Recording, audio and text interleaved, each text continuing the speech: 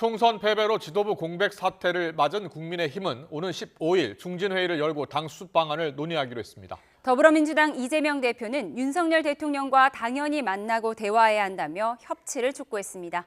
정치권 소식 알아보겠습니다. 이준엽 기자. 네, 국회입니다. 국민의힘이 총선 패배 이후 거센 후폭풍에 휩싸인 모습인데요. 내부 분위기는 어떻습니까?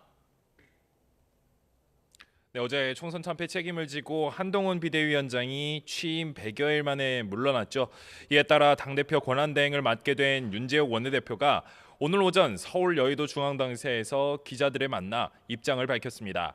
일단 총선 패배 원인이 무엇이냐는 기자들의 질문에는 말을 아꼈습니다. 다만 오는 15일 4선 이상 당선자들을 모아 당 수습 방안과 당선자 총회를 비롯한 향후 일정을 논의하겠다고 설명했습니다.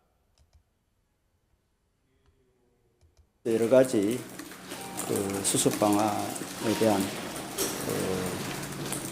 중진 의원님들의 고견을 듣도록 그래서 그걸 참고하고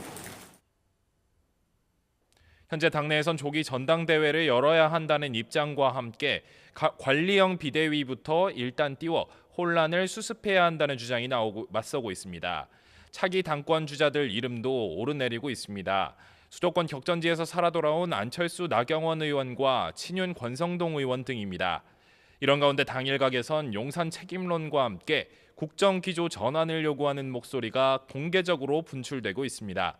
홍준표 대구시장은 한 전 위원장을 겨냥해 깜도 안 되는 한동훈이 들어와 대권놀이하면서 정치 아이돌로 착각하고 셀카만 찍다 당을 말아먹었다고 비난했습니다. 안철수 의원은 오늘 라디오 인터뷰에서 사퇴 의사를 밝히지 않은 안보실과 정책실까지 모두 쇄신을 위해 직을 내려놓을 것을 주장했습니다. 김재섭 당선인도 김건희 여사 특검법에 대해 우리가 전향적 태도를 보일 필요가 있다면서 민주당 이재명 대표와 만나는 것도 선택이 아니라 당위의 문제라고 말했습니다. 네, 민주당은 22대 총선 당선인들이 첫 공개 일정을 소화했다고요. 네, 민주당 이재명 대표는 오늘 아침 160여 명의 당선인과 함께 현충원을 참배했습니다. 이 대표는 참배 뒤 기자들과 만나 총선은 끝났지만 국난에 비유될 만큼 어려운 민생 현장은 끝나지 않았다며 경제 위기 극복을 강조했습니다. 이어 윤석열 대통령이 선거 뒤 국정 쇄신 의지를 밝힌 것을 진심으로 환영하고 꼭 실천해달라고 당부했습니다. 윤 대통령이 영수회담을 제안하면 응할 생각이 있느냐는 질문에는 지금까지 못한 것이 아쉬울 뿐 당연히 만나고 대화해야 한다고 답했습니다.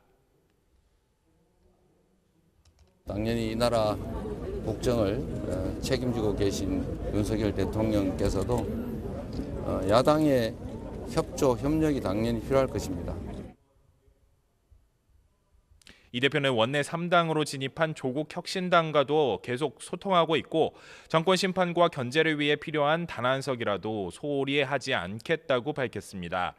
이런 가운데 민주당은 이미 패스트트랙으로 지정돼 이번 달 초 자동 부의되는 해병대 최상병 특검은 21대 국회 임기 내에 마무리 짓겠다는 방침입니다. 윤석열 정권을 심판하자는 민심이 확인됐다며 조만간 본회의를 열어 이에 부응하겠다는 취지입니다.